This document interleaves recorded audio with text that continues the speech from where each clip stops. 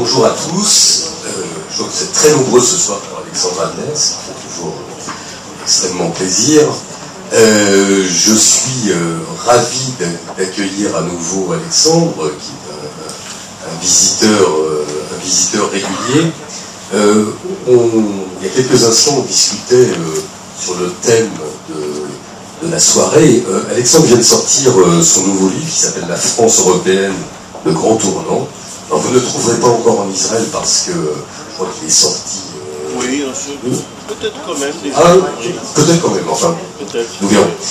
Il est sorti fin décembre, tu vois, donc avec les fêtes qui ont perturbé, mais il doit être accessible. Bref, et on discutait du thème de la soirée, et je lui faisais part un peu de mon sentiment sur le fait que je n'étais pas sûr que l'Europe, dont vous êtes tous issus pour la plupart, soit obligatoirement le thème à aborder ce soir, parce que je pense qu'Alexandre va vous parler de l'Europe, bien sûr, mais va aussi vous parler d'Israël, de son présent, de son futur, des alliances qui sont en train de se nouer. On est dans un monde qui bouge très vite aujourd'hui, encore plus vite qu'il y a quelques années, et qui risque de nous réserver quelques surprises. Donc de ce pas, je passe la parole à Alexandre. Vous pourrez bien sûr ensuite, on a jusqu'à 21h à peu près, vous pourrez bien sûr poser toutes les questions que vous souhaitez ensuite. Merci. Merci beaucoup. D'abord, je vais m'excuser auprès de vous parce que vous avez peut-être remarqué, j'ai une voix voilée par une mauvaise grippe qui, fort heureusement, touche à sa fin, mais qui ne m'a pas encore restitué la voix que j'aimerais avoir.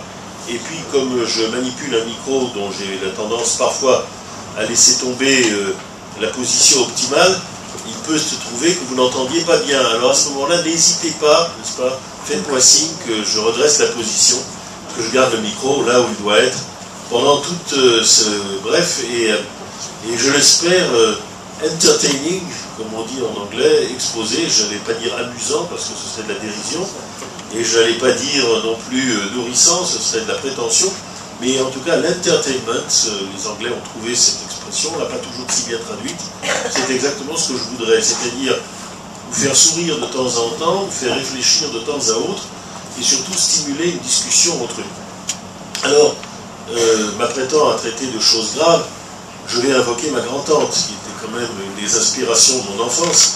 Lorsque nous discutions d'un sujet quelconque à la maison, au bout d'un certain temps, elle était impatientée, mon père aimait bien justement les sujets quelconques.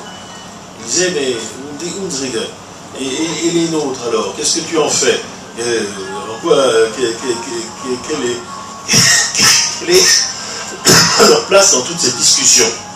Eh bien, c'est exactement ce qu'en discutant avec Olivier sur cette conférence de ce soir, nous nous sommes dit, bien sûr, en Israël, c'est bien de parler de l'Europe, ça concerne d'ailleurs, comme vous le verrez, Israël, mais enfin, peut-être est-ce aussi une occasion de parler de bien autre chose, et qui est touché, je dirais, de façon latérale par ce livre. En un mot, de quoi s'agit-il? Eh bien, tout simplement d'un monde dans lequel toutes les cartes que nous connaissions sont en train d'être redistribuées, et d'une manière probablement, sinon irréversible, il n'y a pas d'irréversible en histoire, contrairement à ce qu'on croit, mais en tout cas importante pour notre génération. Et le peuple d'Israël, dont la sagesse est bien connue, a été un des premiers à s'en rendre compte, en réalisant, je dirais, le championnat du monde, enfin la meilleure performance au championnat du monde Sudoku, c'est-à-dire enfin de ces mots croisés japonais. Le problème était mathématiquement difficile.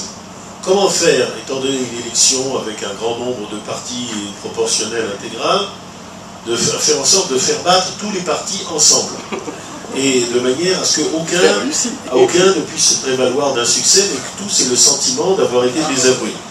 Ceci demandait un savoir-faire considérable, le peuple israélien l'a. Et donc nous avons assisté à une élection extraordinaire où la totalité des forces politiques ont été désavouées les unes par les autres, créant ainsi un pays ingouvernable avec la nécessité d'une coalition qui mettra tout le temps à naître comme on peut s'y attendre. eh bien, rien que cela, ça montre une certaine prescience du monde vers lequel nous avançons et que l'Europe, d'une certaine manière, avait déjà devancé depuis un bon bout de temps. Sauf qu'en Europe, la situation étant peut-être plus grave, elle a explosé plus tôt. Elle a explosé là où personne, vraiment personne, n'imaginerait qu'elle le fasse. Bien entendu, un grand nombre de comiques qui sont les grands animateurs de journaux comme le Financial Times, The Economist, et toute la presse londonienne en général. Quand je dis londonienne, je pense l'expression intellectuelle ramassée de la City et dont nous dépendons quand même pour notre information tous les jours, tous les gens qui essaient de comprendre le monde tel qu'il va, sont maintenant tous partis d'un couplet en disant, vous l'avez bien dit depuis le début, l'euro ne marchera jamais, les erreurs de construction dès le départ ont fini par craquer, et maintenant on se rend bien compte que tout ça va finir dans un grand patatras, etc. etc. Bon. Bien évidemment, je cherche encore à la loupe les moments où mon collègue Martin Wolf du Financial Times a expliqué que l'euro était indéfendable et qu'il disparaîtrait de sa belle mort. Il a beaucoup écrit sur les déséquilibres dans les échanges mondiaux, jamais sur la chute de l'euro, avant que, effectivement, les marchés financiers aient décidé de s'intéresser sérieusement au montant des dettes souveraines d'un certain nombre de pays, la Grèce pour commencer, et puis de proche en proche, l'Italie, l'Espagne. De sorte que est née à ce moment-là une crise systémique en Europe comme nous ne l'avions jamais connue. Comme nous n'en avions jamais connu. L'Europe a toujours avancé, je dirais en zigzag, pas toujours élégamment, en contournant beaucoup d'obstacles, en faisant des compromis boiteux, mais c'est la loi même de la politique. Il n'empêche que d'année en année, nous allions vers une union de plus en plus étroite selon les termes du traité de Rome, et que beaucoup de choses avaient commencé à changer dans nos modes de vie et dans notre manière même de ressentir, qui laissait penser qu'au fond, dans un monde extraordinairement bouleversé, extraordinairement agité, il y avait au moins un ancrage, c'était l'Europe. Les Israéliens étaient les premiers à le penser. Après avoir vu les Européens saboter leur présence au Moyen-Orient de différentes manières et s'opposer aux États-Unis sur la question israélienne, le point culminant ayant été atteint grâce au génie particulier de Valéry Giscard d'Estaing par le vote de la résolution de Venise, parce que les Européens avaient eu le bon goût de se réunir à Venise ce jour-là, et où ils avaient condamné les accords de Camp David, et ainsi toute la politique d'Anwar Sadat, en disant que c'était une politique à courte vue, qui laissait isoler les Palestiniens et l'ensemble du monde arabe. Merci pour l'Europe. Ce jour-là, elle s'était distinguée peut-être, elle avait atteint un sommet dans son hostilité à Israël, mais elle allait, contrairement à ce que l'on pouvait craindre, descendre de ce sommet dans les années 80 et davantage encore dans les années 90, années de normalisation apparente des relations d'Israël avec son environnement, à tel point que de nombreux bons esprits européens, mon ami Elie Barnavi en étant particulièrement l'expression, mais il suffit d'être ambassadeur d'Israël dans un pays d'Europe pour contracter cette maladie, avait fini par dire, mais oui, l'Europe c'est plus proche de nous, d'abord géographiquement, plus civilisé, nous sommes plus proches des Européens, bientôt, c'est pas tout de suite, on le voit bien, mais enfin bientôt, l'Europe sera une grande puissance, et à ce moment-là, Israël devra s'entendre avec l'Europe, ce qui lui est peut-être plus naturel qu'à d'autres, pour la simple raison qu'Olivier vient de dire. Israël est européen, pas seulement. Abba Eban était sud-africain, même s'il était britannique et snob et non dénué de génie. Mais à part le cas africain de Abba Eban, en effet, on peut dire que quand même, Stanley Fischer aujourd'hui, qui dirige la banque centrale israélienne, autre sud-africain, rhodésien même. Mais disons qu'en gros, quand même, c'est une plaisanterie, le gros des forces qui ont fait Israël viennent de l'Europe, du cœur de l'Europe, et je dirais de la pensée européenne, ce qui est le plus important. Donc cette affinité élective à éclipse entre une diplomatie israélienne qui était moins sûre d'elle-même et une Europe qui était moins dogmatique dans son jugement d'ensemble sur le problème moyen-oriental, laissait augurer du mieux. Sauf que je peux vous dire aujourd'hui que cette fois-ci, la célèbre phrase d'Henry Kissinger, cherchant à se moquer un peu de la construction européenne en disant « je cherche toujours le numéro de téléphone de cette institution, pour l'appeler quand c'est nécessaire, a fini par se réaliser. Les téléphones ne répondent plus. Il y a un président de la Commission européenne, M. Barroso, qui, avec Serge July, est un des deux maoïstes à avoir vraiment réussi dans la société civile, mais qui, par ailleurs, n'exerce aucune, mais je dirais bien aucune influence dans un sens ou dans un autre, depuis que la crise européenne s'est déclenchée, c'est la plus grave de toutes. La Commission européenne est devenue un spectacle folklorique depuis que nous avons accepté comment faire autrement. Au départ, le principe d'un commissaire européen par pays, de sorte qu'il a fallu mettre un Maltais à la tête de la marine marchande, un Roumain à la tête de l'agriculture, etc., etc. Certains d'ailleurs ne sont loin d'être les plus mauvais, mais enfin, la dilution de la décision et même, je dirais, de la concertation nous met à des centaines de kilomètres de cet espoir qu'avaient eu les pères de l'Europe de créer une fonction publique européenne autour de Bruxelles. Ça a fait monter le prix de l'immobilier autour de Bruxelles, mais certainement pas une fonction publique européenne.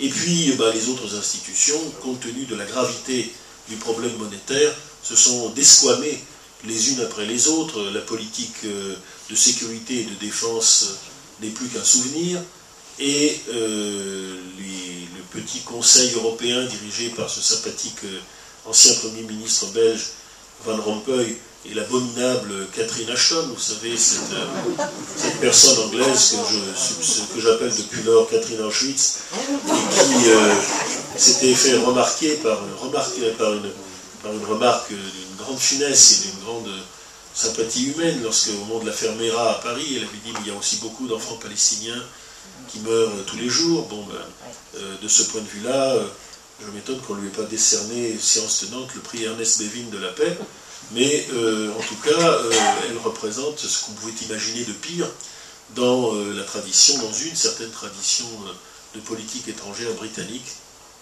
à laquelle je suis content que nous ayons contribué à un certain moment à apporter une contradiction décisive. En tout cas, tout cela fait que de l'Europe, il n'existe plus qu'une chose, un mât qui est là, et fort heureusement il est là, c'est la Banque Centrale Européenne. Il n'y a plus qu'une institution qui dirige l'Europe, c'est la Banque Centrale, et elle dirige une monnaie malade, avec des États qui ne sont pas d'accord les uns avec les autres pour surmonter cette crise. Alors, bien entendu, les optimistes, il en existe, il y a même un dicton britannique qui dit, comme ça, qui est une expression qui dit « whistling in the dark ». C'est-à-dire il faut siffler dans l'obscurité quand on n'est pas totalement rassuré, pour montrer qu'on avance courageusement. Et bien les tenants les whistlers in the dark nous disent « mais précisément, cette crise est la plus grave de toutes, et donc nous sortirons par le haut de celle-ci ». C'est, je vous rassure, parce que je crois au happy end depuis mon enfance, la conclusion de ce livre. Je dis en effet que trop de choses sont en jeu dans la construction européenne, trop d'intérêts sont actuellement engagés, bien au-delà de l'Europe, puisque nous avons vu à un moment donné, aussi bien Obama que le président chinois, qui à l'époque était Hu Jintao, s'exprimer assez clairement pour dire que l'Europe devait cesser de faire n'importe quoi et qu'il était inadmissible qu'elle importe à l'échelle mondiale une récession générale dont aucune économie ne sortirait indemne, ni l'économie américaine, ni l'économie chinoise, que donc les dirigeants européens étaient maintenant priés de mettre leurs affaires en ordre et de sauver l'euro. Mais il n'y a pas que les intérêts américains et chinois, il y a en fait les intérêts de tous les habitants du continent européen qui sont engagés, et il y a une monnaie qui, comme Jean-Claude Trichet l'avait rappelé avant de quitter ses fonctions, a pour l'essentiel bien rempli son office, c'est-à-dire qu'elle a maintenu une croissance sans inflation. Alors je sais bien qu'aujourd'hui ce genre de remarque n'est plus aussi populaire qu'il l'a été, mais enfin, je rappelle que nous avons vu une période de montée du prix des matières premières, et que dans cette période, il n'a pas été inutile d'avoir une monnaie stable, même en légère appréciation, qui a diminué d'autant la facture énergétique que nous aurions dû acquitter autrement. Et puis d'une manière générale, nous avons quand même des intérêts communs tout à fait évidents, et une richesse qui reste la plus importante de la planète, comparable à celle des États-Unis quand on accumulent les différents PIB les uns avec les autres, et qu'il est quand même peu pensable que des États, même réduits un peu au pessimisme où étaient les cités grecques juste avant Alexandre le Grand, en soient réduites aujourd'hui à s'auto-détruire les uns les autres à partir d'une difficulté qui n'est qu'un endettement, un surendettement relativement important, mais pour lequel il existe des parades. Ça, c'était ma position générale, je n'entrais pas dans le détail. Depuis lors, on est entré dans le détail, et même si nous ne sommes pas sortis de l'hôpital, nous sommes sortis au moins de la salle des soins intensifs. Grâce à un homme, Mario Draghi, qui est aujourd'hui l'authentique président de l'Europe, il n'y en a pas d'autre, et qui a inventé, à travers de la Banque Centrale Européenne, de plier celle-ci à tous les règlements possibles et imaginables. Bon, la Banque Centrale, par exemple, n'a pas le droit de créer de la monnaie, à la différence de la Réserve fédérale. Mais en permettant à la Banque Centrale de racheter sur un marché secondaire des obligations émises par les différents pays, et notamment ceux qui sont les plus en difficulté, elle arrivait quasiment à contourner de la monnaie avec une clause de conditionnalité puis qui permet quand même d'imposer ensuite à partir de là aux Espagnols ou éventuellement aux Italiens dont on achèterait les obligations un certain nombre de conditions un peu draconiennes de réduction de leurs dépenses. Mais enfin, tout cela c'est une partie difficile, on commence à comprendre comment on va la résoudre. Ce n'est évidemment pas les eurobonds, c'est-à-dire ce jeu de gogo où on va dire aux Allemands, aux Hollandais, aux Scandinaves de passer à la caisse pour éponger sans contrepartie les déficits faits par les autres, mais ce n'est pas non plus ce qu'un certain nombre d'Allemands aimeraient voir faire, c'est-à-dire le splendide isolement des pays en excédent qui ne feraient rien pour relancer une machine européenne qui est quand même pour quelque chose dans leur propre succès. Donc, je dirais qu'un sentier de croissance lent mais inexorable se met en place. Il est trop lent pour tous les impatients que je suis et que vous êtes certainement. Il est encore jalonné d'embûches qui ne sont pas toutes, loin s'en faut, résolues. Mais enfin, on voit un petit peu la direction que l'on va prendre. Néanmoins, on a quand même l'impression de voir se dessiner deux Europes, une Europe du Nord et une Europe du Sud, c'est-à-dire une Europe du Nord plutôt coalisée et une Europe du Sud partant un petit peu à la dérive. Oui, alors bon, bien sûr, c'est la photo d'aujourd'hui où les Europes du Nord, y compris la Hollande, où il y avait un scepticisme fort, finalement se sont regroupés sur l'idée européenne et sur des majorités politiques assez stables, tandis qu'en Europe du Sud, on voit bien l'Espagne avec les menaces de sécession de la Catalogne qui sont exemplaires, mais même la France et l'Italie ne sont pas loin de crises politiques majeures, n'ont pas encore trouvé la solution miracle. Néanmoins, j'irai dans le sens de la remarque d'Olivier pour dire que parmi les solutions, la solution Draghi pour essayer de créer de la monnaie et de garantir les trésoreries des différents États de l'Europe est évidente. Elle est accompagnée, je dirais, d'une solution allemande qui consiste d'abord et avant tout à réduire les déficits et à remettre les différentes économies européennes dans un alignement plus grand. J'entre dans le détail, mais je ne le ferai évidemment pas avec vous ici. Et puis, la troisième solution est totalement politique. Lorsqu'on parle de créer un fédéralisme budgétaire européen, c'est-à-dire de mettre ensemble les différents budgets et de discuter préalablement, même au vote des parlements, entre les différents partenaires européens. Pas tous, hein, mais certainement les plus importants. Je dirais presque, si on veut résumer les choses, entre la France, l'Allemagne et l'Italie, qui sont, comme à la naissance de l'Union européenne, les trois pays qui font le groupe de tête. Eh bien, on voit qu'évidemment, un tel gouvernement implique un changement profond du paysage politique. Déjà, depuis fort longtemps, le Parlement européen est gouverné par une entente tacite entre les deux grands groupes socialistes et conservateurs qui alternent à sa présidence. Depuis longtemps, la Commission européenne, dont un des présidents peut-être symboliquement les plus représentatifs a été Jacques Delors, ce mélange improbable de démocrates chrétiens et de socialistes, eh bien, l'ensemble de ces institutions européennes tend vers une espèce de gouvernement des centres. Alors, ceci a immense mauvaise presse, en France en particulier, mais parfois aussi en Allemagne, parce que les gouvernements des centres n'ont pas toujours tenu. En Allemagne, c'est le gouvernement de la République de Weimar, sociodémocrate, conservateur modéré, qui a été pour beaucoup d'intellectuels allemands un idéal qu'on venait d'atteindre. Thomas Mann la défendait, et qui s'est effondré, non pas sous les coups du nazisme d'abord, mais de la crise de 1929. En France, ce sont les gouvernements de la 4ème République. Gouvernements assez touchants quand on les voit avec les gouvernements sur les marches de Matignon. En plus, on les voyait souvent parce que les gouvernements changeaient très souvent. Mais enfin, c'était toujours les mêmes. Et radicaux, socialistes, MRP, puis de temps en temps, quelques personnalités originales. Mais enfin, ces gouvernements de la 4e ont quand même précipité la France dans 2 guerres coloniales qui ont été perdues, et une tragédie, l'Algérie, dont on est sorti par le général de Gaulle, et avec des institutions tout à fait nouvelles. Depuis lors, on ne veut plus entendre parler de ce genre de gouvernement, et les Allemands non plus n'ont pas sont pas immensément rassurés à l'idée d'avoir un gouvernement où la droite modérée et la gauche modérée se retrouvent ensemble. Ça doit être, telle était la doctrine de la République fédérale, plutôt l'exception que la règle. Et là, je suis désolé de devoir le dire à tous ces bons esprits qui ont des arguments forts à faire valoir, mais ce n'est plus possible. Nous avons aujourd'hui une situation européenne avec le neuroscepticisme, du populisme, des hésitations telles qu'il va falloir que tout le monde soit sur le pont ensemble. Alors, ce modèle européen de gouvernance, il a commencé comme toujours en Italie. Vous savez, les Italiens sont les grands inventeurs des formules politiques en Europe depuis toujours. De temps en temps, on ne s'en est pas félicité, le fascisme était une innovation, donc on serait bien passé. La démocratie chrétienne qui a dominé l'Europe de l'après-guerre est aussi une invention italienne.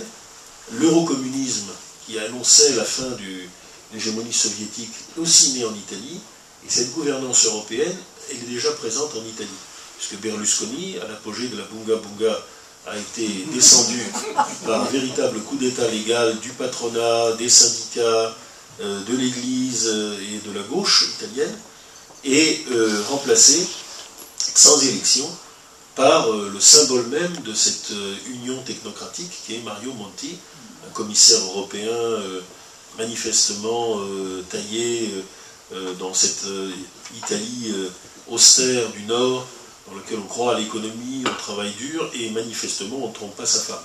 Parce que sans surestimer l'adultère, surtout en Israël, on ne plaisante pas avec tout ça, mais quand même, Mario Monti ne donne pas l'image de quelqu'un qui a passé sa vie à chercher des affaires extra-conjugales, ou en tout cas, mais ici, l'hypocrisie et l'hommage que le vice rend à la vertu, il ne donne pas l'air réjoui que Silvio Berlusconi promenait devant ses électeurs avec une satisfaction certaine. Alors Mario Monti n'est pas seulement toutes les vertus de prudence et d'austérité que les Italiens aujourd'hui prisent encore, mais il est évident que sa mise en orbite, bien qu'il soit un conservateur prudent, est due à un autre personnage également très intéressant, Giorgio Napolitano, le dernier dirigeant historique du Parti communiste italien, dont nous sommes ici un petit groupe, ça ne sortira pas. Je dois vous dire aussi qu'il est un bâtard du roi d'Italie. D'ailleurs, Palmiro Togliatti était tellement flatté, il était lui-même snob comme un pot de chambre, ce ralliement d'un fils du roi, d'un membre de la famille royale à son parti, qu'il a toujours veillé avec attention à la carrière de Giorgio Napolitano, qui est un homme extrêmement sympathique et intelligent. Président de la République, Napolitano a destitué Berlusconi, et donc en fait, quitte à faire roi, déjà aujourd'hui, c'est l'équation cachée du gouvernement Monti, c'est la gauche. Et aux prochaines élections, il est évident que la gauche du Parti démocrate, c'est-à-dire les anciens communistes et les anciens démocrates chrétiens, va gagner. Elle n'aura jamais une majorité suffisante, mais elle va gagner suffisamment pour créer une coalition. Et tout est déjà préparé, Monti sera ministre des Finances, ce qui va rassurer les marchés, et cette coalition européenne va continuer et sera couronnée par la retraite de Napolitano et l'élection de Monti dans une présidence de la République qui sera beaucoup moins cérémonielle qu'elle n'a été. Donc l'Italie, mine de rien, est en train de changer de tout au tout son mode de gouvernance. Deuxième cas, l'Allemagne. car Angela Merkel reste au fait de la popularité, parce qu'elle-même, dans sa personnalité, combine à la fois une personnalité de gauche, affirmée, égalitaire, cherchant une espèce de simplicité des mœurs et du contact, qui fait que les Allemands lui sont extrêmement en sympathie avec sa façon d'être, et un conservatisme franc qui s'est forgé à la meilleure des écoles, c'est-à-dire l'Allemagne, la République démocratique allemande, où elle lisait en cachette des manuels d'économie d'Allemagne de l'Ouest, d'un bureau qui dominait le mur de Berlin, où il était censé faire de la chimie. Alors Angela Merkel incarne par conséquent cette nouvelle Allemagne, qui est à la fois conservatrice sur le plan des valeurs morales, et non, je dirais plutôt progressiste sur le plan des valeurs morales, conservatrice sur le plan des valeurs économiques. Elle est aussi une incarnation de cette nouvelle Allemagne, ceci n'est pas tout à fait indifférent à Israël, parce que, après des périodes de méandres plus ou moins clairs d'une Allemagne de l'après-guerre qui pataugeait encore dans son identité reconstruite du nazisme, elle est franchement pro-israélienne, mais comme, je dirais, aucun chef d'État européen ne l'est. D'abord ayant fait des études de théologie avant d'opter vers la chimie, parce que, par fidélité à son père, qui était membre de l'Église confessante, c'est-à-dire de la gauche protestante la plus affirmée, elle a appris assez d'hébreu pour s'adresser dans cette langue à la Knesset. Ensuite, parce que son dévouement à Israël n'est pas une question tactique, c'est véritablement son cœur qui parle, comme celui de Catherine Ashton. Et en fait, Angela Merkel aime Israël. Mais ce n'est pas un cas isolé. Ce que je lis pour ma part, parce que je suis quand même bilingue, des publications allemandes et des journaux allemands, c'est un ton de respect à l'égard d'Israël et de sympathie à l'égard du judaïsme qui indique bien que c'est une génération entière qui a tourné la page. Elle a aussi tourné la page de l'antinazisme et du nazisme, c'est-à-dire qu'aujourd'hui, il n'y a pas grand-chose qui sépare les deux grands partis, et le grand moment d'ailleurs d'Angela Merkel, ce n'a pas été sa période de gouvernance avec les libéraux, où il y avait une majorité de droite, et sa période de grande coalition avec les sociaux-démocrates. Et tout indique que dans sa sagesse, l'électorat allemand, qui n'est pas aussi extraordinaire que l'électorat israélien, et qui n'est pas si mauvais non plus, va s'arranger pour la mettre en tête des élections, et puis de ne pas lui permettre de gouverner sans coalition. La coalition se fera certainement cette fois-ci avec les sociaux-démocrates, mais aussi les Verts. Alors, ces deux événements ne sont pas du long terme. L'élection italienne aura lieu au printemps, début du printemps, dans un mois à peu près, en avril. L'élection allemande, fin septembre.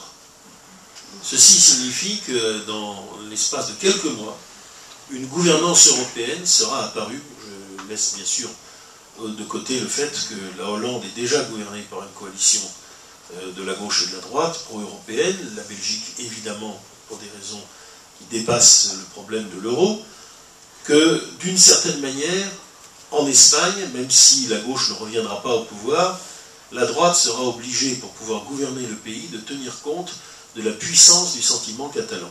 Et donc que les Catalans, qui ne veulent quand même pas couler la participation de l'Espagne à l'Europe, vont accepter un compromis avec Madrid, si Madrid va dans le bon sens. Si le gouvernement central ne le fait pas, vous pouvez faire confiance à Angela Merkel pour passer un de ses coups de téléphone bien connus et lui dire, vous savez, là, une délégation de Barcelone, nous souhaiterions beaucoup que vous la receviez. D'ailleurs, j'en parlais au président du patronat allemand hier soir même. Il y a tous les investissements allemands en Espagne qui sont menacés quand même par... Bon. Ceci veut dire que nous aurons une autre coalition en Espagne, non pas de la droite et de la gauche, mais d'une région de droite et d'une région de gauche. C'est-à-dire du reste de l'Espagne, castillane, et de la Catalogne, phase finale et phase terminale et inévitable d'une guerre civile qui fut aussi une guerre nationale, dans laquelle on mena véritablement la bataille contre les Catalans et contre les Basques. Ben, aujourd'hui, les Catalans et les Basques vont, à la faveur de cette crise européenne, renégocier leur appartenance à une Espagne beaucoup plus fédérale. C'est exactement ce qui est en train de se produire, ce n'est pas si mal. Donc, à la fin de tout, vous avez remarqué, à la fin de mon énumération, la France. La France est, dans tous les domaines aujourd'hui, et c'est pour ça qu'elle est à ce point déprimée, en arrière de la main sur tous les sujets. Et sachant quand même que je suis dans un organisme de l'État français, et aussi en raison de la vieille estime et amitié personnelle qui me lie à François Hollande, dont je suis certainement le meilleur spécialiste mondial. C'est-à-dire que parfois il m'est arrivé de... J'ai donné une interview juste avant de venir, on m'a demandé est-ce que vous êtes trompé déjà dans vos prévisions. Je cherchais, c'est toujours désagréable, narcissiquement, de chercher dans ses souvenirs pour trouver, mais enfin, j'ai trouvé des cas. Mais dans l'ensemble, sur le Kremlin, j'ai toujours été bon. Mais sur Hollande, c'est 100%. C'est certainement le domaine que je connais le mieux de deux, parce que nous avons été ensemble au matin pendant 1 an et demi à faire du journal en commun. Puis je l'ai suivi un petit peu dans ses aventures politiques. Et puis on est devenus copains, on allait au cinéma avec Ségolène Royal et mon épouse. Enfin, on a quand même une énorme expérience commune qui fait que j'ai donné, moi qui suis un turfiste souvent malheureux, j'ai donné la totalité du gouvernement qu'il a constitué à l'avance, parce que je savais exactement ce qu'il voulait. Je savais que par son mitterrandisme, il irait chercher le maire socialiste de la plus grande ville ouvrière qui correspond à ce qu'était Mauroy. Aujourd'hui, il n'y avait que Hérault. Je savais que Jean-Yves Le Drian aurait le ministère de la Défense parce qu'il m'avait depuis longtemps dit que c'était le seul qui l'intéressa. Je savais aussi qu'il irait chercher Christine Taubira parce qu'il l'admirait. Je savais également... Arnaud Montebourg aussi. Non, Montebourg après c'est la de la cuisine et puis c'est un ministre de second temps. Mais en fait, ce que j'ai Valls, bon ça je ne le passais pas, mais enfin je voyais bien qu'il serait loyal avec son équipe. Mais ce que j'ai vu aussi, c'est qu'il éliminerait systématiquement tous les gens qui avaient été à l'Élysée avec lui en 81. Car ça, je le sais très bien, ayant été pendant 1 an et demi à l'Élysée, et puis ensuite chassé par Mitterrand, qu'il trouvait inintéressant, comme directeur de cabinet de Max Gallo, où je n'allais pas tarder à le retrouver, eh bien, je sais qu'il a toujours vécu son départ du paradis comme une injustice, et que tous ceux qui étaient restés ne les portent pas en leur cœur. Donc, je ne voulais pas faire de peine à Hubert Védrine, mais je ne suis pas surpris qu'il ait donné un rapport là, pour diriger une commission à deux. Elisabeth Guigou, il n'était même pas question qu'elle soit promue, etc. Bref, je pars aussi sur cette parenthèse, je suis un grand hollandiste. Pas un grand tout, mais là, je suis un grand hollandiste. Mais je peux vous dire que François Hollande, avec tout le respect que je lui dois, et avec le respect que je dois aux institutions de la République et à la majorité, avec l'opportunisme qui m'est naturel, je vous dirais que malgré tout cela, je ne vois pas les mois qui viennent de manière très sereine. Pourquoi ? Eh bien, bon, d'abord parce que la politique économique qui est suivie va avoir des conséquences, ils sont peut-être pas encore, il n'y a pas encore des soupes populaires, enfin il y en a, mais il n'y a pas exactement les soupes populaires que décrivait Brecht en 1931 à Berlin. Mais nous avons une situation difficile dans laquelle une politique économique qui a à la fois comprimé la consommation, c'est inévitable, mais aussi frappé sur les investissements des entreprises, et troisièmement fait même un peu peur à tous ces investisseurs français et étrangers au pire moment, c'est-à-dire au moment où on avait besoin d'eux, va finir par donner des résultats qui sont malheureusement inévitables. Or, ces résultats vont se combiner avec l'arrivée au pouvoir de ces coalitions européennes. Et bien entendu, ça commence déjà. La France a fini par dire peu d'autres qu'elle ne tiendrait pas son engagement de 3%, ce qui serait acceptable pour le gouvernement allemand si François Hollande n'avait pas passé son temps, depuis son arrivée au pouvoir, à faire des croche-pieds à Angela Merkel, laquelle a un sens de l'humour limité, comme beaucoup de nos amis d'outre-Rhin, et qui n'est pas du tout enthousiasmé de la façon dont un jour le président français essaie de bâtir un front de l'Europe du Sud, alors que Mario Monti n'a aucune intention de se battre avec Angela Merkel. Le lendemain, trouve que l'euro est surévalué.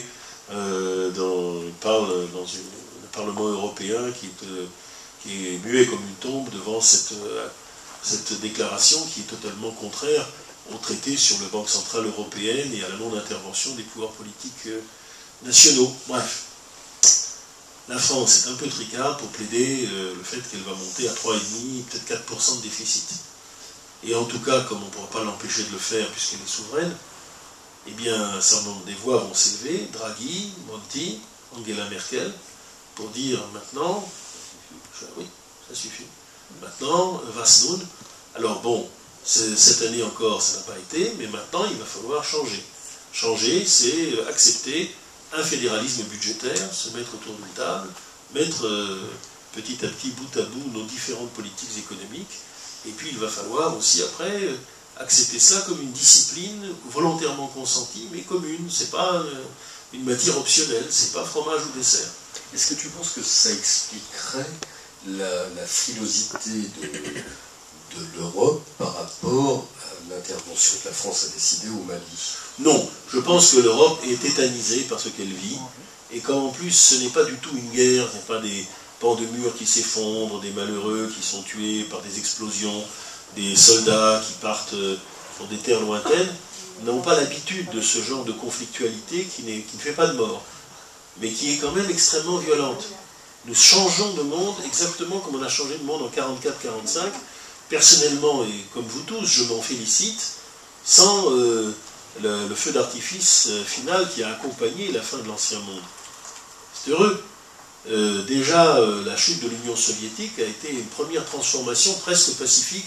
Il n'y a que les Yougoslaves qui ont payé pour les autres, ils n'avaient pas de paratonnerre, mais disons que quand même, on a fait un changement global de la société et du monde à un prix très peu élevé en termes de vies humaines.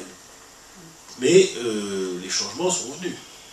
Les changements viennent maintenant en Europe occidentale. L'Europe occidentale ne ressemblera pas demain à ce qu'elle a été, à ce qu'elle est aujourd'hui.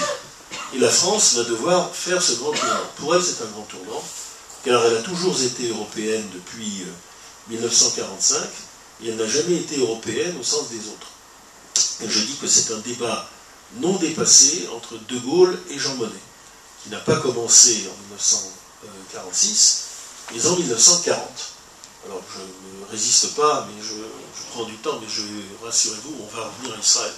Mais je ne résiste pas quand même à l'idée de vous rappeler cette discussion de Jean Monnet et de Gaulle, qui se tient à Londres au mois de juin, peu après l'appel du 18 juin, où Jean Monnet se trouve, puisqu'il était dirigeant de la mission commune franco-britannique d'achat de matériel, notamment américain, et donc la disposition peut-être d'un général de Gaulle qui avait appelé tous les Français présents en Angleterre à le rejoindre. Ce que fera le premier adjoint de Jean Monnet, René Pleven, qui a accompagné de Gaulle durant toute la guerre comme le commissaire aux finances de la France libre. Eh bien, Jean Monnet et de Gaulle se rencontrent pour la première fois, et Jean Monnet explique à de Gaulle, écoutez, votre geste est très courageux, je pense comme vous que Pétain est un Jean Foutre et qu'il est en train d'aller beaucoup plus loin encore que la capitulation avec les Allemands. Mais là où vous êtes trompé du tout au tout, c'est d'imaginer que les Anglais vont résister longtemps aux Allemands dans ces conditions. Ils ont perdu la guerre, pas moins que nous, dit-il. Votre Churchill ne tiendra pas quelques mois. Déjà, la majorité parlementaire le renversera dès qu'elle le pourra. Et les Anglais, comme tout le monde, vont chercher la paix avec l'Allemagne. Dans ces conditions, ma résolution est prise, j'ai mon billet de bateau, je pars pour les États-Unis demain. Et seule l'Amérique, entrant en guerre, va pouvoir sauver l'Europe de la catastrophe nazie. Ici, nous avons la rencontre de deux réalismes. Le réalisme matériel, rationnel, parfaitement honorable d'un Jean Monnet qui ne s'est pas un instant compromis avec le régime de Vichy, mais qui considère que les Européens sont déjà finis, et que, de toute façon, tout maintenant repose sur l'Amérique, ce qui est en gros vrai. La question étant cette en gros. Et puis un général de Gaulle, romantique à souhait, qui lui aussi, dès l'appel du 18 juin, a dit que la guerre serait mondiale, que les Allemands n'arriveraient évidemment pas à maintenir une Europe stable face à l'Union soviétique et aux États-Unis sans leur faire la guerre. Là, ils sont d'accord. Mais aussi qui pensent que la résistance anglaise sera durable parce qu'il connaît l'histoire anglaise, et puis que par ailleurs c'est la seule chance qu'il y a aujourd'hui pour les Français de marquer leur présence du côté des Alliés et de participer à la guerre. Les seuls qui sont en guerre sont les Anglais, je soutiens Churchill. Eh bien, le romantisme apparemment casse-cou de Gaulle était probablement d'un réalisme plus profond que le réalisme apparemment sage de Jean Monnet. Et alors malheureusement, cette première rencontre se poursuit comme dans les duellistes tout au long de la 4e République. Jean Monnet par contre a raison en disant que les peuples européens sont épuisés, il faut les regrouper, faire une communauté européenne, et pour cela se réconcilier avec l'Allemagne. De Gaulle en est encore à batailler pour détacher la Sarre de l'Allemagne, et donc de se méfier du nationalisme allemand. Jean Monnet pousse vers le traité de Rome, qui sera signé en 1956. Le général de Gaulle est opposé au traité de Rome et à la construction européenne. Et puis, ça continuera encore dans les années 60, avec les réticences que de Gaulle apportera à la construction européenne, de sorte que je dirais que les responsabilités sont mieux équilibrées sur la durée. D'ailleurs, de grands esprits proches des uns et des autres ont tout fait pour les rapprocher, mais ce rapprochement n'est pas venu, et parce qu'il est profondément français. D'un côté, on a un romantisme teinté de nationalisme, mais aussi d'esprit révolutionnaire républicain, qui est extraordinairement réticent à la construction européenne, mais qui ne l'accepte que si la France y joue un rôle central. Je rappelle que Pierre Mendès France, parce qu'il ne faut pas que des caricatures, s'est abstenu au moment de la signature du traité de Rome. Et de l'autre côté, on a, je dirais, un européanisme sociétal qui n'aime pas trop la politique et qui pense qu'on peut mener les gens par des institutions économiques, c'était l'idée de Monnet, et que tout ça finira par rentrer dans les mœurs sans avoir à batailler. Cette période est finie. Je peux dire que la notion de l'euro, il était déjà mort, c'est la dernière victoire posthume, celle-là, de Jean Monnet. Aujourd'hui, nous ne construirons pas l'Europe sans un consensus politique, et en France sans une bataille politique. Alors de quel côté sera François Hollande? Je pense qu'il finira du bon côté. Mais disons qu'au départ, il voudrait justement éviter cette bataille, parce que la première victime de celle-ci, c'est l'unité du Parti socialiste. Déjà, le référendum de 2005 l'avait fortement mise à mal. Vous imaginez ce que seront les décisions prises dans la fièvre économique, la pression allemande et la pression des marchés financiers sur une gauche qui a quand même beaucoup d'illusions. J'ai arrêté ici ma démonstration pour vous dire que, sous une certaine forme, l'Europe est entrée dans une phase de crise active. Comme je ne crois pas qu'elle se suicidera, la France elle-même non plus, ni d'ailleurs François Hollande, ni d'ailleurs la gauche française, finalement, à un moment donné, comme en 1958, quelque chose va se déclencher et nous arriverons à trouver une solution politique. Les peuples ne se suicident pas comme ça en prime time. Les Yougoslaves l'ont fait, mais parce que, justement, ils ne croyaient plus du tout à Tito. L'Europe, non. Je pense que une telle solution est inenvisageable et que, même en ayant frôlé des périodes difficiles, nous en sortirons. C'est ce que ce livre essaie de dire, et essaie de dire avec conviction, mais en montrant que ce n'est pas simplement une question d'arrangement comptable, ce n'est pas une question de politique économique au jour le jour, c'est beaucoup plus. Alors justement, quelle incidence, ce portrait, cette description d'une Europe quand même extrêmement secouée, c'est bien qu'on puisse dire, quelle incidence cela a-t-il sur Israël? La première incidence, c'est que, évidemment, lorsque l'on parle de l'Europe comme j'en parle, il est évident que celle-ci reviendra sur le devant de la scène un jour, mais que dans les 4 prochaines années, vous pouvez compter, mettre un point blanc sur la carte du monde s'agissant de l'Europe. L'Europe n'aura absolument ni les moyens, ni les ressources, ni la volonté commune de mener aucune politique sérieuse ailleurs que chez elle. Et c'est naturel.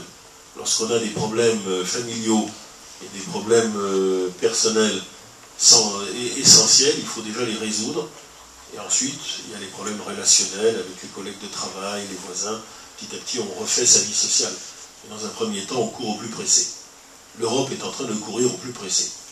Ça veut dire que tous les lobbyistes passionnés du problème palestinien, tous les contempteurs d'Israël, tous les enthousiastes pour dire du mal de l'État hébreu tous les jours que Dieu fait, n'auront pas finalement field day, n'auront pas tellement de choses à dire. David Cameron, que décidément gêne l'Angleterre, était allé à Gaza dire que c'était une prison à ciel ouvert. Il est reparti, on n'a pas fait très attention à ses remarques. Et puis maintenant, je crois que David Cameron a d'autres problèmes que Gaza. D'une manière générale, les Européens ne vont pas peser beaucoup dans le Moyen-Orient, en mal, ça a été souvent le cas, mais aussi en bien. En revanche, là où cet effacement de l'Europe, qui n'est que provisoire, nous frappe vraiment de plein fouet, c'est que cet effacement n'est rien à côté de l'effacement des États-Unis. Nous vivons en effet une période de mise entre parenthèses de la puissance américaine. Alors ce n'est pas la même chose. La puissance américaine reste la première puissance mondiale, la première puissance militaire, la première puissance économique. Elle a des moyens, même en matière financière, de créer sa monnaie que n'a pas la Banque Centrale Européenne. Elle a aussi une cohésion patriotique qui n'existe évidemment pas entre les différentes nations de l'Europe.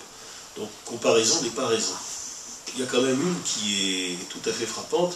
Le niveau d'endettement aujourd'hui des États-Unis, global, est très supérieur à celui de l'ensemble de l'Europe, compte tenu de la sagesse de l'Europe du Nord.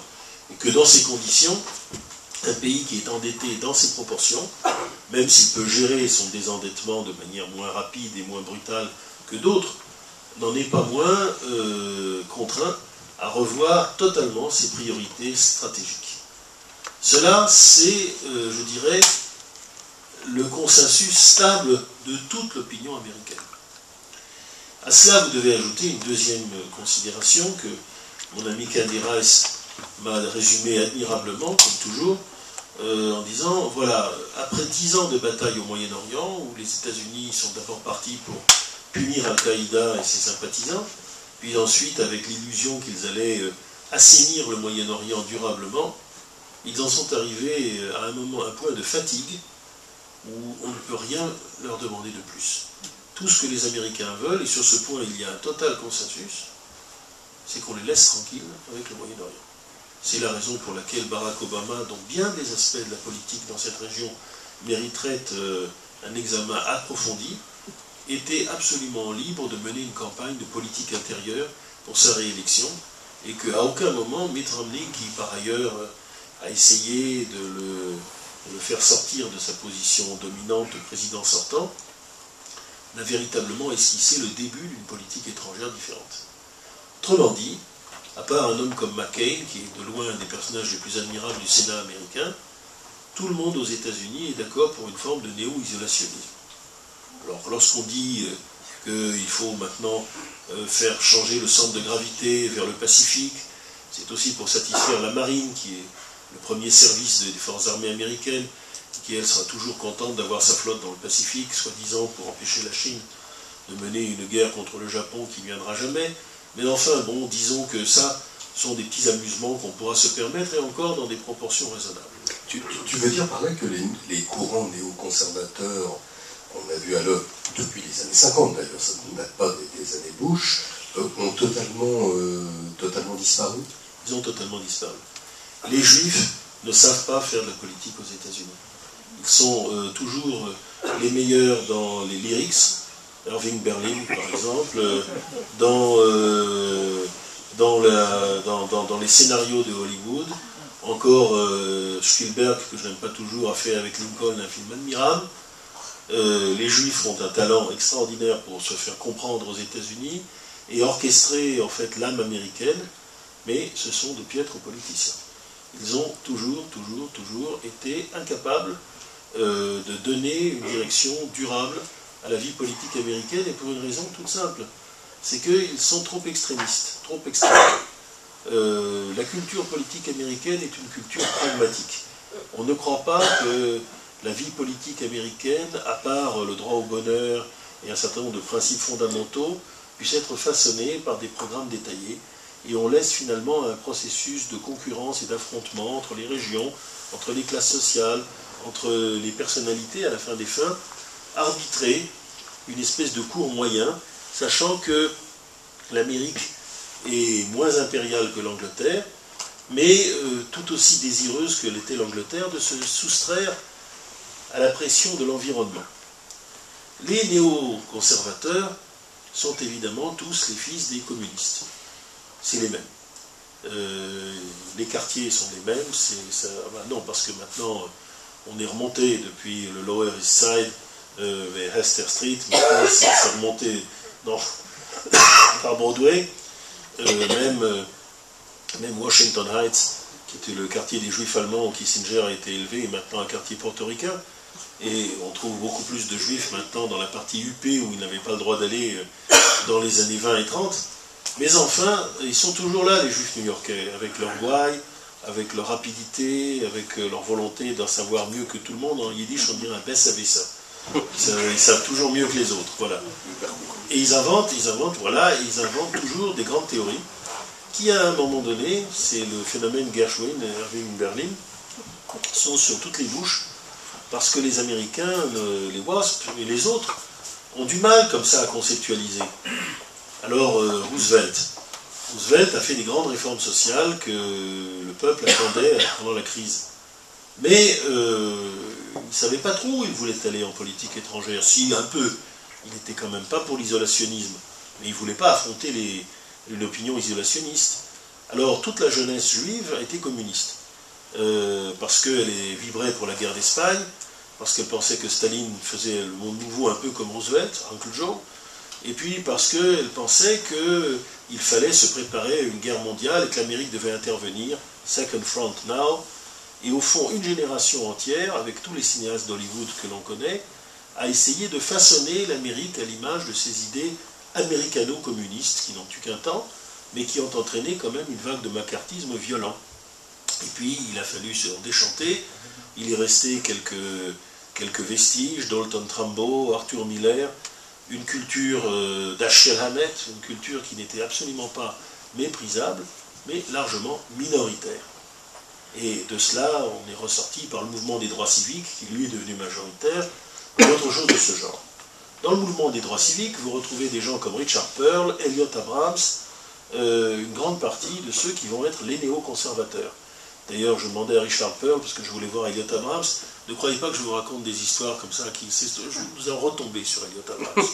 Il retombe toujours sur ses pieds, Alexandre. Non, mais vous allez voir, je vais vous parler d'Elliot Abrams. Richard Pearl dit oui, j'étais à une réunion qui devait avoir lieu, et les ADA, c'était les Americans for Democratic Action, ce qui était un peu à droite du Parti communiste, mais qui étaient les jeunes gens qui étaient encore pour un socialisme américain dans le Parti démocrate. Ils ont commencé tous là-dedans, et à New York.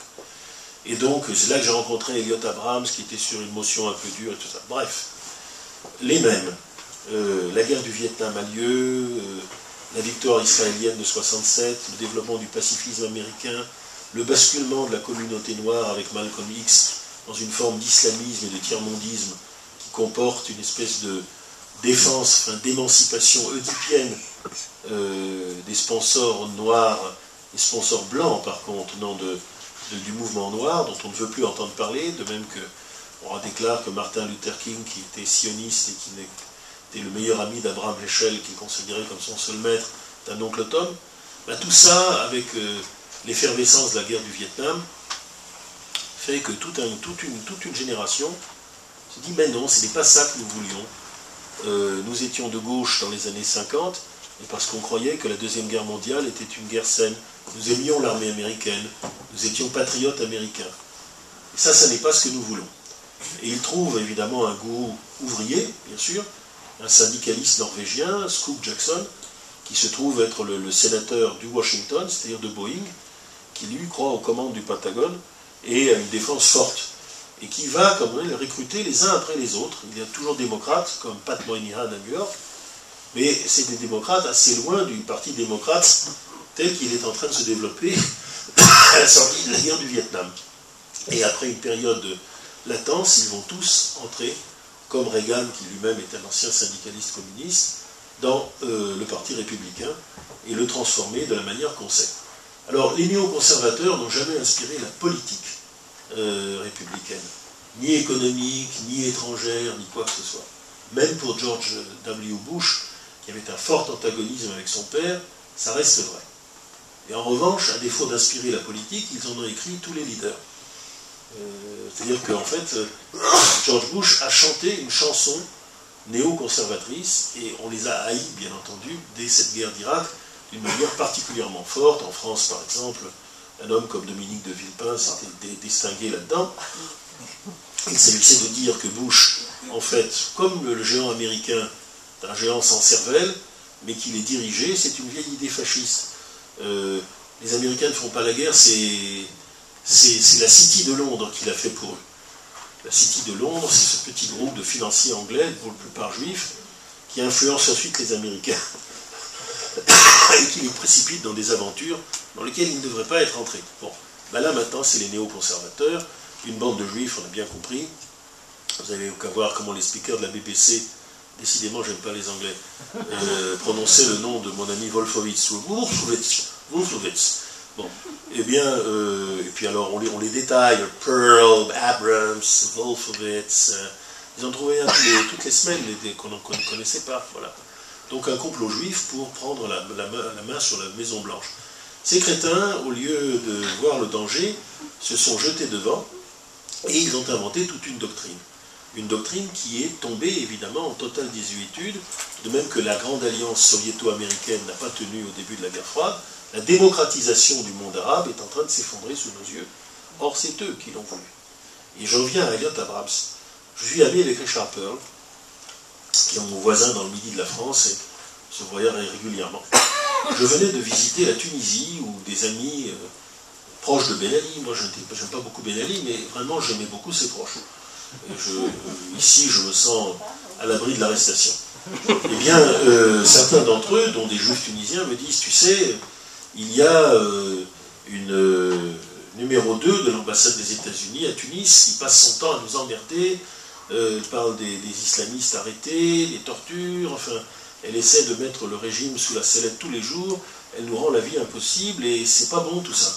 Est-ce que tu ne crois pas qu'on pourrait essayer de faire quelque chose? Et les Tunisiens, évidemment, pensent que moi, je suis toujours, évidemment, un grand ami des néoconservateurs, puisque j'ai un nom néoconservateur, et que, par ailleurs, ils écoutent au moins les Israéliens ou les pro-Israéliens. Je me munis de toute mon audace, je vois Richard Pearl, et je dis, tu connais Elliott Abrams? Parce qu'il dit, oui, je lui dis sur le sujet, et puis je lui dis, tu vois ça, il y a l'ambassade des États-Unis en Tunisie qui en fait trop. Est-ce qu'il y a peut-être moyen d'alerter? Il dit, appelle Elliott Abrams, qui est mon vieux copain, que j'ai rencontré à la réunion de l'NDA, etc. J'appelle Elliott Abrams. Alors, nous sommes dans l'esprit direct américain, qui n'a rien à voir avec la France, et on le prend au téléphone dans les 5 minutes. Je me présente, voilà, je suis ami de Richard Pearl, là bon, il est charmant au bout du fil.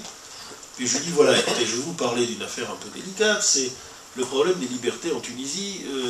Je sais que vous êtes absolument sur l'offensive pour obtenir de Ben Ali des concessions. Bien sûr, il en faut, hein, je suis tout à fait d'accord, il y a des choses très déplaisantes, mais là vous allez trop loin et il faudrait essayer de calmer le jeu.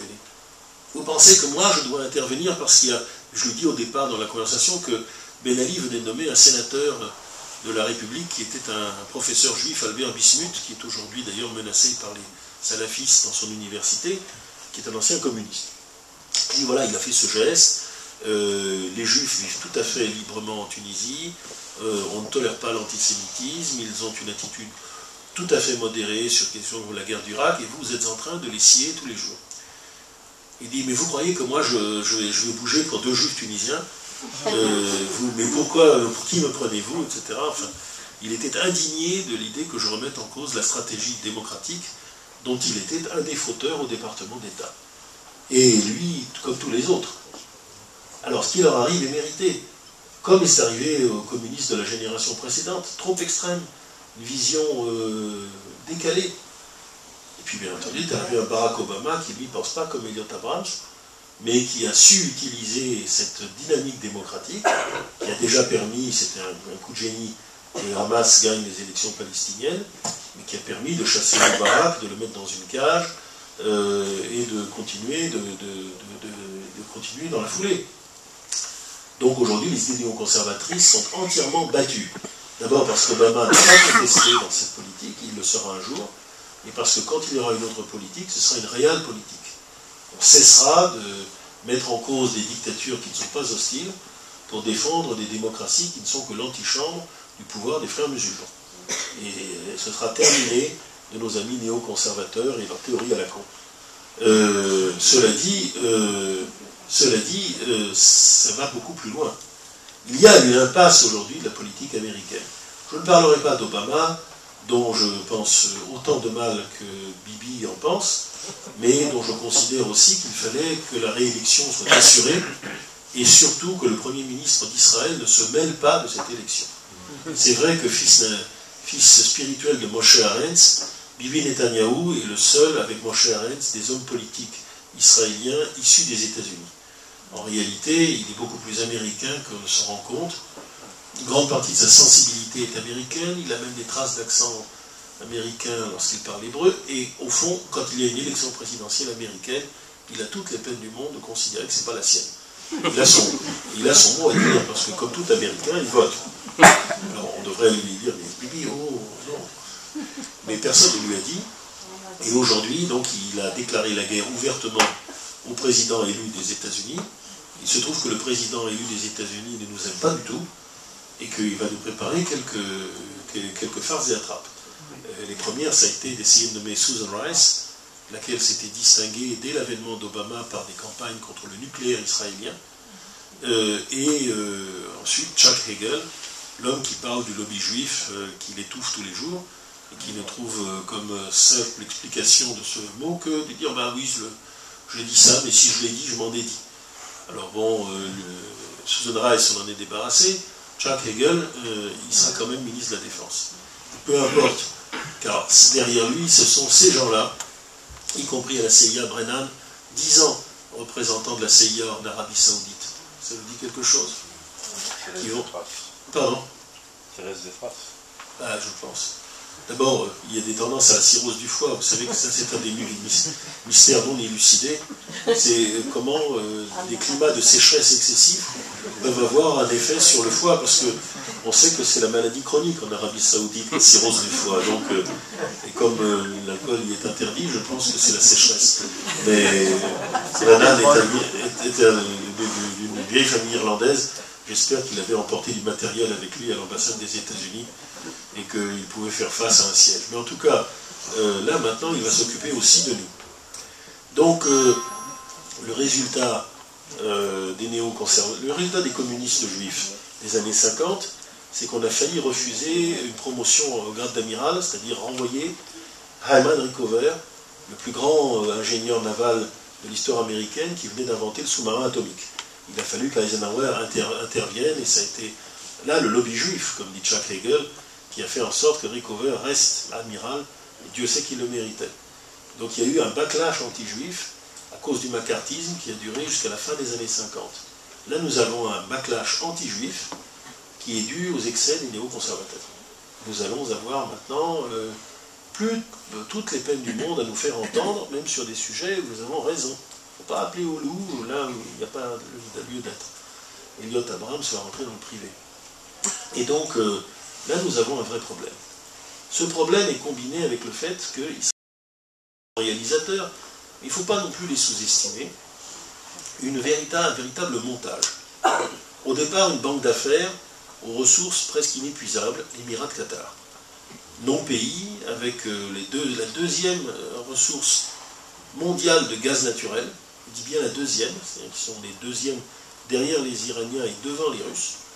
Le Qatar a absolument des moyens illimités, presque, pour satisfaire des ambitions géopolitiques. Et c'est ce que le cheikh Thani, lorsqu'il eut renversé son père, a décidé de mettre en œuvre. Deuxièmement, les frères musulmans égyptiens, nombreux à s'être réfugiés au Qatar, dont le téléévangéliste local, le cheikh Qaradawi, le véritable inspirateur d'Al Jazeera. Les frères musulmans égyptiens, c'est le parti de masse le plus important du Moyen-Orient. Ils étaient déjà dans une espèce de cohabitation instable avec le régime Moubarak depuis des années. Là, maintenant, ils sont au pouvoir. Et ils sont au pouvoir avec une armée qu'ils ont épurée en douceur, et puis à qui ils ont donné tous les moyens corporatistes dont elle disposait encore, et que, par exemple, le neveu de Boutros Ghali était en train de leur enlever par un libéralisme économique, de telle sorte que l'armée n'a pas bougé autant qu'elle aurait pu lorsque les événements de la place Tahrir ont commencé. Enfin, à ce noyau Qatar, frères musulmans, s'ajoute, je dirais, l'aura généralisée, c'est-à-dire une Arabie Saoudite dans un État anarchique qui va déboucher sur une guerre de succession, que pourrait gagner des amis de cette coalition. C'est ça l'idée derrière la grande idée du règne des Qataris, qui en fait sont des Saoudiens comme les autres, et qui ont des moyens autonomes. C'est la branche cadette de la famille. Et puis une insurrection en Syrie, dont on a fini quand même par abandonner tout espoir qu'elle soit autre chose qu'une insurrection à dominante islamique. Hamas est passé sous le contrôle de cet ensemble, et il continue à essayer de marquer des points au Maghreb, où il se heurte à une véritable résistance. Mais en gros, cette émergence d'une puissance régionale arabe aux ambitions globales, même si elles sont encore modestes, il ferait mieux de sortir l'Égypte de l'état de crise dans lequel elle se trouve, de mener des grands programmes d'alphabétisation et de transformer la société. Nous ne sommes pas là, avec les Arabes, nous savons fort bien.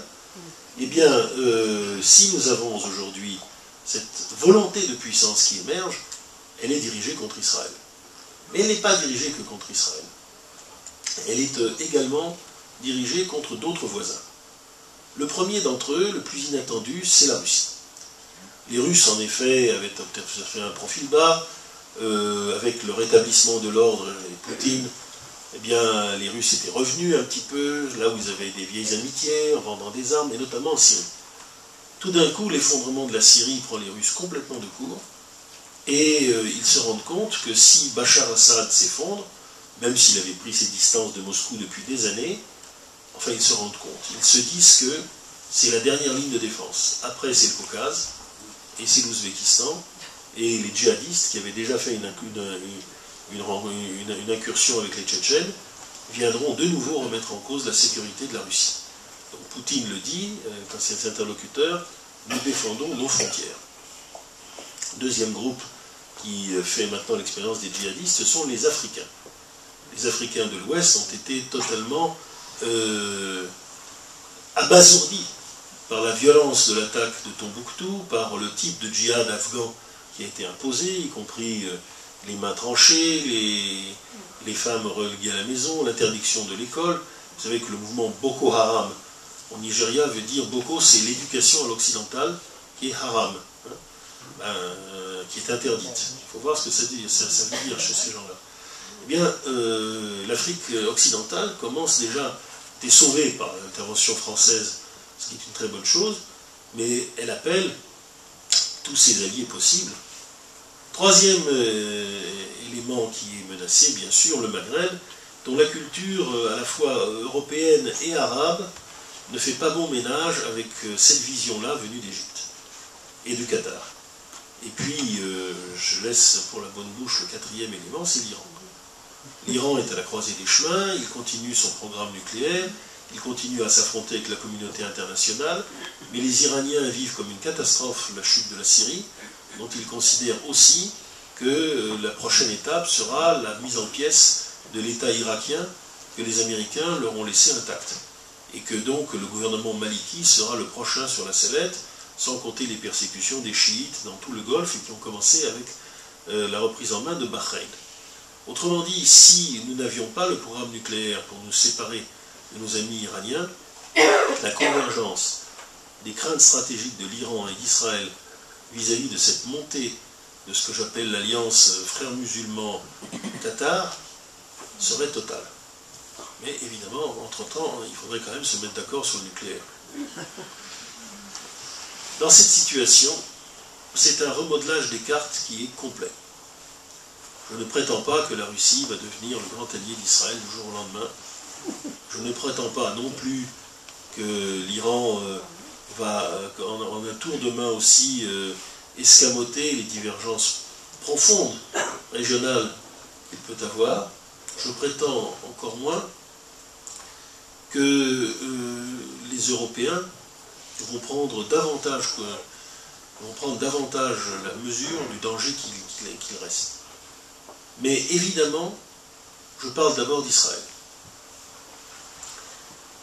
1931.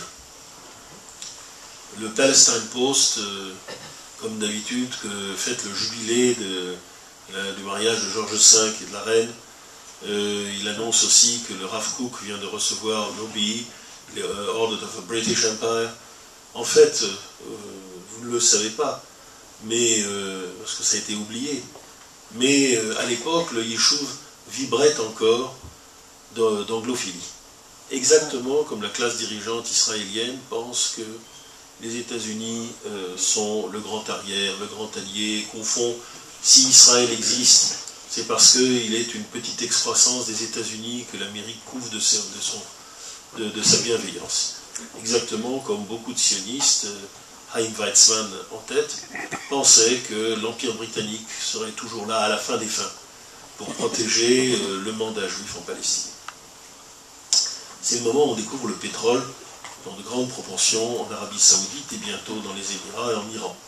C'est aussi le moment où l'apogée des campagnes de Gandhi fait apparaître que la minorité musulmane de l'Inde est beaucoup plus attachée à l'Empire britannique qu'aucune autre partie de la société indienne. Et ce sera bientôt le moment où l'Angleterre va s'engager dans la politique d'appeasement avec Hitler. En l'espace de 7 à 8 ans, de 31 à la fin de l'insurrection palestinienne de 37, l'Angleterre a dévalé à une grande vitesse les positions pro-israéliennes qu'elle tenait autrefois, pro-sionistes. Et d'alliés stables, elle est devenue un adversaire redoutable. Bien sûr, tout le monde n'était pas d'accord, comme en Angleterre, comme d'ailleurs aux États-Unis aujourd'hui. Churchill manifestait toujours de la sympathie pour le sionisme. Un homme comme Wingate a été toléré par sa hiérarchie militaire lorsqu'il a jeté les bases de la Haganah face à l'insurrection palestinienne. Nous avions un climat intellectuel évidemment complexe en Angleterre. Mais il n'empêche que l'Angleterre, comme État, a joué contre le mouvement sioniste de manière extraordinairement résolue pendant toutes les années 30 pour terminer par le livre blanc. Est-ce que se prépare un livre blanc américain? Non. Pour la bonne raison qu'Israël a aujourd'hui entre les mains de bien autres instruments, ne serait-ce que la puissance technologique qu'Israël a atteint. Vous savez que c'est quand même un ingénieur israélien qui a inventé les drones, à partir des jouets qu'il faisait pour ses enfants. Et que, encore aujourd'hui, la technologie israélienne est maintenant interpénétrée avec la technologie américaine dans des domaines essentiels, qu'enfin la communauté juive des États-Unis a une puissance que n'avait jamais eue la communauté juive de Grande-Bretagne. Donc c'est là où la comparaison n'est pas raison. Et pourquoi Israël? En ayant la patience d'attendre, je prends toujours la phrase de Churchill, bien connue, vous savez, les Anglais, Churchill disait « L'Amérique finira toujours par prendre la bonne direction, mais non sans avoir auparavant exploré toutes les autres. » Eh bien, c'est exactement la situation que nous allons vivre maintenant. Je suis persuadé qu'à la fin des fins, at the end of the day, l'alliance israélo-américaine survivra, que l'Amérique aidera l'Europe à se relever, et qu'elle restera quand même ce phare de la démocratie dans le monde, je le pense tout à fait. Et je pense aussi que dans l'état de crise qu'elle traverse, nous allons évidemment dans une période d'éclipse. Or, comme le Keynes, décidément, j'aime les citations anglaises ce soir, le disait « In the long term, we're all dead ». Et bien entendu, je ne parle pas ici du long terme ou même du moyen terme, je parle du court terme. Les 5 à 6 ans que nous avons à traverser, dont la deuxième partie de la présidence d'Obama, avec une Amérique qui va essayer de remettre de l'ordre dans ses comptes économiques, une société divisée et les capacités d'intervention nettement diminuées. Dans cette période, les atouts d'Israël, qui sont le dynamisme de sa société, sa capacité aussi de comprendre, encore aujourd'hui, bien des sociétés environnantes, eh bien ces atouts d'Israël doivent être mis à profit pour desserrer l'étau que la coalition islamiste est en train de vouloir créer. Oh, c'est vrai, les frères musulmans égyptiens ont appris de Nasser. Ils savent comment Nasser est tombé en défiant Israël trop tôt, trop violemment, et en entraînant l'Égypte dans une défaite militaire sans précédent. Ils ne vont donc pas approcher du barbelé électrifié, et ils vont même, à un moment donné, calmer le Hamas. Ce qu'ils commencent à faire, de manière à ne pas se retrouver à engager dans une guerre qu'ils n'auraient pas décidée. Vous n'allez pas imaginer un seul instant que cette prudence tactique des frères musulmans égyptiens signifie un début d'ouverture. Pas un moment vous ne pouvez avoir de Morsi, un mot de caractérisation d'Israël. Jamais la phrase ne sera prononcée. Le mot ne sera prononcé. Il considère que l'existence d'Israël est véritablement une impossibilité profonde. Karadawi, très récemment, dans un prêche à Al Jazeera, la grande chaîne libérale de Qatar, a dit que en fait, les Juifs doivent être régulièrement punis. Vous savez, les célèbres versets du Coran, que Hitler avait commencé la punition, mais qu'elle n'avait pas été suffisante. Voilà ce que pense un frère musulman égyptien moyen. Je ne dis pas qu'entre ça et le passage à l'acte, il y a automatisme, loin de là. Mais en tout cas, on serait plus tranquille si on créait un certain nombre de barrages, et pas seulement les barbelés qu'on est en train de placer selon la frontière égyptienne, maintenant que ce pays est devenu hostile. Et je pense pour ma part que Israël, et c'est un moment fondamental dans l'histoire universelle, que la participation d'Israël à celle-ci, sous cette forme, Israël doit avoir une politique active visant à fédérer peu à peu les adversaires de la politique du Qatar. Au fond, Israël, qui n'est pas une banque d'affaires, mais une banque d'investissement avec les mains dans le cambouis, doit quand même avoir une politique comme Qatar, fédérée. Qatar va voir les frères musulmans égyptiens, nous devons voir les Turcs, un peu raisonnables. Qatar va en Tunisie, nous devrions parler aux Algériens et aux Marocains. Qatar va intriguer en Arabie Saoudite, nous devrions intriguer en Iran. Qatar va aussi en Europe. Alors, c'est une très bonne question, et je te remercie de l'avoir posée. Je crois que nous allons bientôt dîner avec l'ambassadeur, et bien entendu, nous avons un vrai problème en France. Et c'est une des raisons pour lesquelles Israël doit s'occuper de la France aussi. Alexandre, on n'a plus que 10-15 minutes à peu près. Donc je crois que je dis l'essentiel de ce que je voulais vous dire. C'est un exposé magistral. Et je te remercie de passer un nouveau stade de l'âge adulte, c'est-à-dire d'avoir une vraie politique étrangère. Pas la politique du garde-chasse qui tire sur les agités, qui rôdent autour des frontières, mais une politique véritablement long terme. Ben Gurion avait cette politique, précisément parce qu'Israël avait tout à faire. Il avait inventé quelques concepts comme le deuxième cercle, l'Iran, la Turquie, l'Éthiopie. C'était pas si bête. Il avait dit aussi, une phrase extraordinaire, que Israël n'a de raison d'exister et n'a de chance de survivre que si elle est le bouclier, le magen, de toutes les minorités religieuses au Moyen-Orient. Les chrétiens, bien sûr, mais aussi les chiites, qui même s'ils sont très nombreux en Iran, sont quand même une minorité dans le monde musulman. Il faut réfléchir à tout ça. Et enfin, Israël a dû, c'est ce que je m'efforce de raconter, puisque mon père a été mêlé à cette affaire, aussi son existence à un basculement spectaculaire de la politique soviétique dans les années 40, qui a donné lieu à un appui qui était nécessaire devant les hésitations américaines et l'hostilité britannique. Alors c'est à cela que je fais référence. Éclipse de l'Europe, renaissance de l'Europe, renaissance sociétale d'Israël et faiblesse d'Israël sur le plan politique, nous avons du pain sur la planche. Si vous avez une ou deux questions, courtes. Moi je ferai des réponses courtes, par oui. Contre. Permettre à chacun de...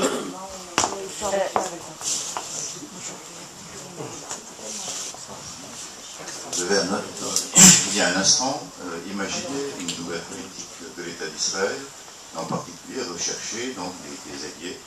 Et vous l'avez dit, par exemple, reprendre un dialogue ou tenter d'amorcer un dialogue avec l'Iran. Comment pouvez-vous imaginer ce dialogue avec l'Iran étant donné le contexte actuel?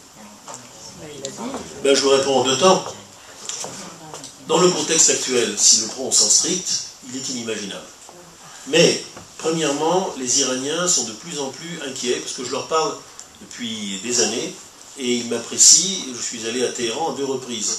Ce qui fait que les Israéliens qui me parlent, je ne parle pas de vous, mais des officiels, ne mesurent pas que moi je peux leur parler, comme eux n'ont plus accès à eux véritablement, même quand ils se rencontrent entre émissaires dans des salons d'hôtel. Eh bien, je peux vous dire ceci.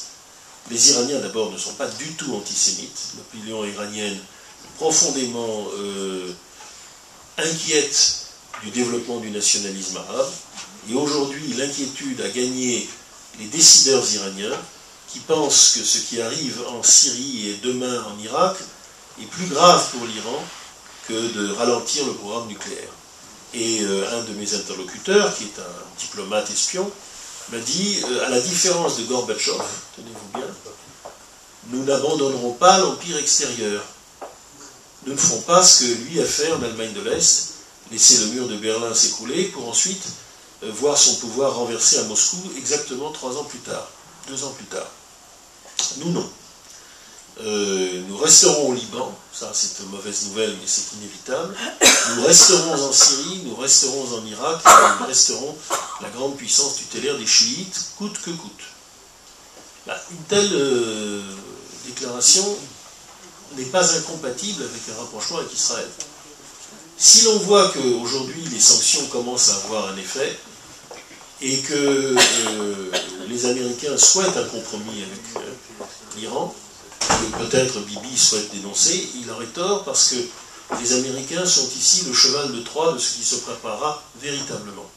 C'est-à-dire, dans un premier temps, une baisse de la tension et de la fièvre sur la question nucléaire, même si elle ne sera pas résolue du tout, et puis dans un second temps, une concentration des Iraniens sur les problèmes régionaux qui les amènera à se dresser de plus en plus clairement contre le Qatar, contre l'Égypte, etc. Et cela, à ce moment-là, s'il vous plaît, ne faisons pas une politique à Elliott Abrams. Faisons une politique juive. Sachons nous entendre avec ceux qui sont potentiellement nos alliés ce jour-là. Oui, je voudrais revenir sur le début de votre conférence à propos de l'Europe. L'Europe nous a permis quand même de vivre plus de 60 ans de paix, ce qui est déjà pas mal. Je voudrais insister sur une chose. Le fait d'avoir pris comme ministre des Affaires étrangères M. Fabius, qui, vous l'avez rappelé, a entraîné la moitié du Parti socialiste à voter contre le traité de l'Union européenne, c'était quand même pas un message extraordinaire. Et est-ce que l'Europe ne peut pas être sauvée par plus d'Europe, plus d'intégration, et la création de quelque chose qui pourrait ressembler quand même à une Europe de la défense? Pour répondre à votre question et aller vite, oui. Votre conclusion est exactement la mienne. Je pense qu'à l'issue de cette difficulté de méandre, on va finir comme ça. D'abord une Europe de solidarité budgétaire, donc de fédéralisme économique, et bien entendu, celle-ci supposera, elle le suppose déjà, parce que la France invoque le problème de Tombouctou pour ses 3%, qu'il y ait une vraie solidarité, donc une politique de défense commune, et bien sûr une politique des affaires étrangères commune, qui ne sera pas la politique de l'Union européenne, mais du noyau pionnier, qui ne sera même pas l'Euroland, parce que je pense que certains pays qui continueront à utiliser l'euro n'ont pas envie de se mêler de ça. Par exemple l'Irlande ou la Finlande. Mais en revanche, le noyau fondateur de l'Europe, plus les Espagnols, plus les Autrichiens, les Polonais aussi, qui ont été remarquables dans cette crise, ils ont vocation à faire exactement ce que vous dites. Un point quand même. La paix, nous la devons à l'Europe, mais nous la devons d'abord et avant tout à l'Armée rouge. Si non seulement elle n'avait pas vaincu comme elle a vaincu les Allemands, mais si elle n'avait pas eu aussi l'attention remarquable de ne pas laisser pierre sur pierre sur son passage, en envoyant des légions kirghizes s'abattre sur Königsberg ou tirer au canon sur Berlin, de sorte qu'on l'a entendu à Hambourg, je ne suis pas sûr que la paix aurait été assurée de la même manière. Je crois pour ma part que la paix était acquise par l'horreur de 1945.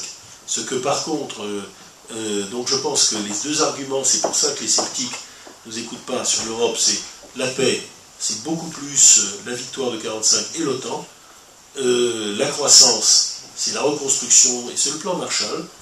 En revanche, ce que l'Europe a permis, c'est une compréhension commune du monde entre des pays qui étaient devenus très divergents les uns des autres. Et ça, c'est un bien qu'il faut faire fructifier exactement dans le sens que vous dites. Une dernière question, je suis désolé parce que... Juste une toute petite question. Vous avez évoqué la Turquie, mais de façon très courte. Et comme je sais que vous êtes très attaché à ce pays, comment voyez-vous la Turquie dans ce lieu, justement, dit du printemps arabe? Voilà, ce n'est pas une petite question. Je suis fier d'être turc. Mais que vous dire? Je pense pour ma part que la Turquie a été le meilleur allié d'Israël depuis maintenant les 30 dernières années. Que nous avons eu avec les islamistes, à un moment donné, une tentative de provocation visant à saboter les relations israélo-turques. Ça a assez bien réussi, d'autant que nous avons eu un ministre de la guerre inepte, Ehud Barak, qui a envoyé des commandos de marine au lieu de surveiller l'opération directement, comme il aurait dû le faire, par électronique, tout simplement. Et nous avons eu un ministre des Affaires étrangères exceptionnel, qui lui est probablement influencé par la peinture russe classique. Vous savez, la célèbre toile de Ilya Repin, les Cosaques Zaporog écrivent au Grand Turc. Et on le voit qui s'applique, n'est-ce pas, à lui écrire merde, les Cosaques te disent merde, etc. Alors avec M. Yvette Lieberman de Kishinev, nous avons trouvé effectivement un Cosaque qui a écrit au Grand Turc. Les résultats ne se sont pas fait attendre. Ou plutôt, ils se font attendre. Au lendemain de cette affaire, je devais aller à Istanbul, et pour la première fois, j'ai dit à ma femme, je ne le sens pas. Alors pourtant, je me sens chez moi là-bas. Hein. Je dis, je ne me sens pas, je vais avoir des discussions atroces, je me demande si je ne devrais pas me faire porter pâle. Alors, je me dis, non, vas-y, tout de même. Eh bien, l'accueil qui m'a été fait était extrêmement encourageant. Premièrement, c'est à ce moment-là que Fethullah Gülen, l'imam caché de l'islam turc, a dit que Erdogan était allé trop loin, qu'il ne fallait pas rompre avec Israël. C'est là que j'ai vu que les militaires essayaient de maintenir la coopération. C'est là où on m'a dit le pire sur les organisateurs du Maravi Marmara. Et j'ai compris que l'élite turque, même si elle ne se ferait pas tuer pour le dire, était profondément en désaccord avec ce que Erdogan avait fait. Et d'ailleurs, on a commencé, et j'ai travaillé avec l'équipe diplomatique israélienne, à ce moment-là, à trouver un moyen d'en sortir. Leur idée aux Turcs est extraordinaire. Un de mes amis turcs qui était diplomate à Bruxelles, qui est un de mes proches, a dit, tu sais, nous, ça nous arrive tout le temps, hein, des bavures quand on va au Kurdistan. Un jour, on détruit un village qui est de l'autre côté de la frontière, c'est malheureux. Mais au moins, on compense. On envoie tout de suite de l'argent. Eh bien, la première chose à faire, c'est quand même de reconnaître vos torts et de indemniser les familles. Après, on pourra avancer. J'ai fait passer le message en Israël, mais c'était compté sans le disciple d'Ilya Repin. C'est-à-dire qu'avec Yvette Lieberman, tout est possible, y compris la mise en scène avec son copain Ayalon, d'une scène tirée de Chaplin, où ils se mettent sur des chaises montantes, pendant qu'ils ont placé l'ambassadeur turc sur une chaise descendante. Un ambassadeur turc que j'avais connu en Iran, et que j'ai encore connu en Turquie, et qui m'avait dit toute la joie qu'il avait d'aller en Israël, qui était pour lui le pays le plus fascinant, etc. Il a été bien fasciné parce qu'il est tombé sur Lieberman.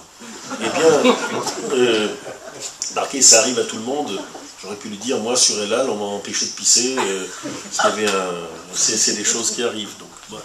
Mais enfin, là, on a fait du dommage quand même aux relations israélo-turques. tombé amoureux d'Elal. Maintenant, oui, c'est pour ça que je dis que les relations israélo-turques vont s'améliorer exactement comme les relations avec Elal. Mais pour cela, il faudrait de la bonne volonté, de l'intelligence et un esprit constructif. Nous devons faire pour la Turquie ce que Ben Gurion disait pour le livre blanc.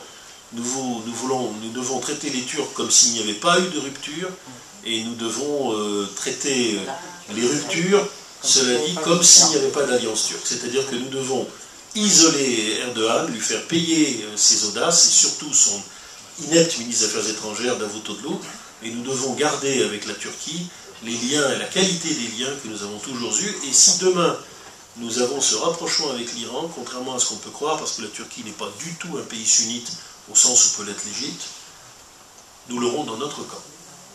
Alexandre, merci. Merci beaucoup.